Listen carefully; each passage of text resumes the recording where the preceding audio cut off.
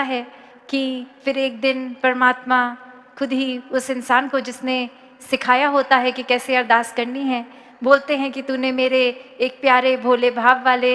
इंसान को क्यों करप्ट कर दिया है। उसके भावों का ही मैं उसके से प्यार करता था भावों के कारण, और वो बहुत ही एक दिल से कुछ भी अरदास करता था तो वो बहुत अच्छा लगता था। और अब उसके भोलेपन को भी तुमने कुछ रटी रटाई चीज़ें सिखा दी हैं। वो बस वही बात बोलता है और अपने भावों से अब बिल्कुल खाली हो गया है, क्योंकि उसके मन में तुमने डर डाल दिया है कि इस तरह से अरदास अगर नहीं होगी तो वो अरदास कबूल नहीं होगी, या फिर वो खुद ही इंसान गलत है जो गलत तरीके से परमात्मा से बात कर रहा है। तो बात यही कि ये हमने चाहे कहानी की रेलेवेंस क्या है क्या नहीं, या किस तरह से लिखी गई, पर बात वही कि ये निराकार से तो भावों का एक भक्ति में रिश्ता है, और यहाँ ज़रूरत है हमें अपने भाव के विस्तार की, अपने इनोसेंस को कायम रख के, कि ये एक सिर्फ बात वो नहीं कि एक ऐसे अक्सर दुनिया समझती है कि अगर भोले हैं तो संसार रूप में बहुत कोई ना कोई फ़ायदा उठा लेगा, एक हमें मिसयूज़ कर लेगा, या हमारा फ़ायदा उस तरह लेकर हम फिर बहुत ही लूजिंग एंड पे होंगे, एक हारे हुए इंसान हो जाएंगे। पर जहाँ भोलेपन की बात होती है भक्ति में, वहाँ चेतनता की भी होती है कि यहाँ एक किस तरह एक ही भक्त है जो बहुत भोला भी है और पूरी तरह से चेतन है। तो यही एक जो डिफरेंस आता है कि जब मन में खुद के चतुर चालाकियाँ नहीं हैं और वो अलर्टनेस रखकर हर समय निरंकार को याद रखते हैं, तो फिर कुछ नुकसान भी नहीं होता और ये भावों से भक्ति भी हो जाती है। तो जीवन में जहाँ ये विस्तार की तो परिभाषा पिछले 3 दिनों से हम कहाँ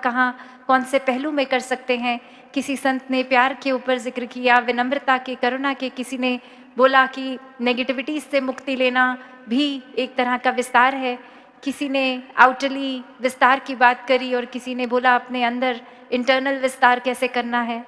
तो ये और भी जितने पहलू जोड़ दिए जाएं, ये विस्तार को करना ही असीम की तरफ है, और ये परमात्मा असीम है, इसका कोई अंत नहीं है। तो जब जो भी चीज़ इसके साथ जोड़ेंगे वो अपने आप में ही असीम हो जाएगी। तो भाव सिर्फ यही कि जब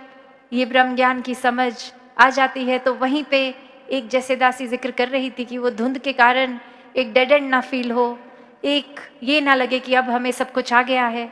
और वहाँ से ये ब्रह्म ज्ञान से ही ये जर्नी शुरू किया जाए और ये असीम की ओर परमात्मा के साथ जुड़ के हर पॉजिटिव पहलू को और आगे से आगे बढ़ाते चले जाएं। जहाँ तक एक ह्यूमन कैपेसिटी है, परमात्मा को जब शामिल कर लिया तो कुछ वो कैपेसिटी भी फिर एक छोटी सी ही चीज़ रह गई, उसके भी बियॉन्ड चले गए, एक आगे चले गए।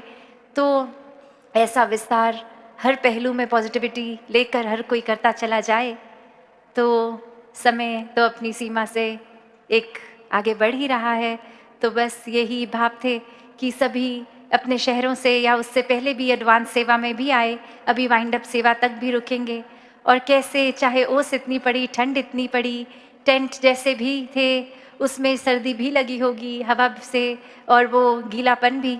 साथ में सबके बुजुर्ग और बच्चे, और किसी की कैसी हेल्थ कंडीशन, ये एक इस समय पोल्यूशन लेवल भी ऐसा कि शायद सांस भी ठीक से नहीं आ रही, तो भी किसी के भाव में कमी नहीं आई कि ये भक्ति करने, ये संतों के वचन सुनने, यहाँ समागम करने अपने दूर दूर शहरों से भी यहाँ पहुँचे हैं, एक यही भाव रख के कि और संगत के साथ मिलकर जब ये समागम होगा तो हमारे जीवन में भक्ति का विस्तार होगा। तो ऐसे ही भाव महान हैं, और ये भी देखा गया कि चाहे नमस्कार की लाइनों में ये अपने टेंट से जब सब आते हैं तो चाहे 3 दिन लग गए, किसी किसी को तो मौका भी नहीं लग पाया, या कोई लाइन में लग के भी कुछ 4 घंटे फिर भी एक अपने टेंट की ओर ही जाना पड़ा, क्योंकि अंदर जब तक आए संगत खत्म हो चुकी थी।